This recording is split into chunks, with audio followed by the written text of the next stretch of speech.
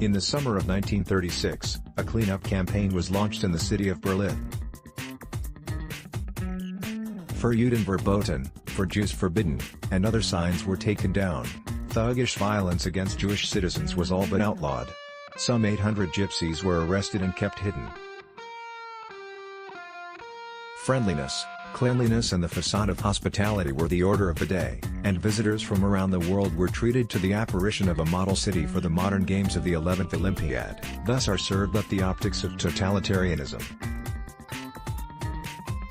The tyrant's concern for how his image plays on the world stage exceeds all other considerations. Über alles, it goes without saying that it exceeds the human consideration of individual rights and comforts. In a surreal interview with Fox News' Tucker Carlson, Donald Trump named so-called sanctuary cities, specifically New York City, San Francisco, and Los Angeles, as places where police officers are getting sick just by walking the beat, and homelessness there started just 2 years ago. He went on to say that the same situation was beginning to happen in Washington, D.C., when he first became president, but, I ended it very quickly. I said, you can do that. When we have leaders of the world coming in to see the President of the United States and they're riding down a highway, they can't be looking at that. I really believe it hurts our country. Then he added ominously, we have to get that whole thing cleaned up. Have to take the people and do something. Since Tucker Carlson lacks the integrity to challenge Trump with even softball questions about this gobbledygook, we can't say with complete certainty what Trump was actually talking about. Unlike President Barack Obama, who spoke in whole, beautiful sentences organized into meaningful paragraphs, Trump speaks in half sentences, incomplete thoughts and incoherently joined ideas that frequently ultimately say nothing definite. My best guess is, Trump was trying to suggest that homelessness is on the rise in sanctuary cities due to immigration.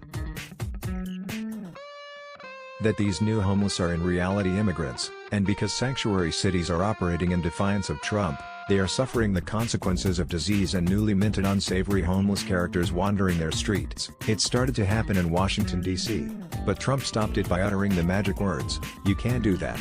The solution? Trump is going to have to take the people. Where? What will his solution be?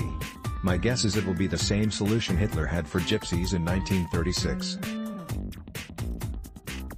Only this time it's going to be permanent.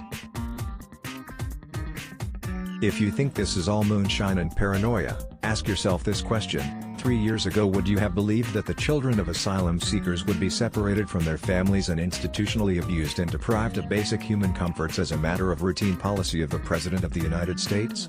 Would you have believed that Nazi hate groups, the Klan and bigotry would all come out of the closet and parade down the street out in the open again? Would you have believed that, as a matter of policy, the American president would turn his back on America's best and oldest allies to collude traitorously with and seek favor from the very worst dictators in the world today? It's happening now, and many people in the world are happy to see it happen. I'm sorry to say, the history we are once again failing to learn from, and appear to be doomed to repeat, is the history of the Third Reich. Only this time it's not the Germans, it's us. Only this time we have nukes. Only this time we're in the middle of an extinction-level event that we might forestall or even prevent if we act swiftly. Failure is no longer an option.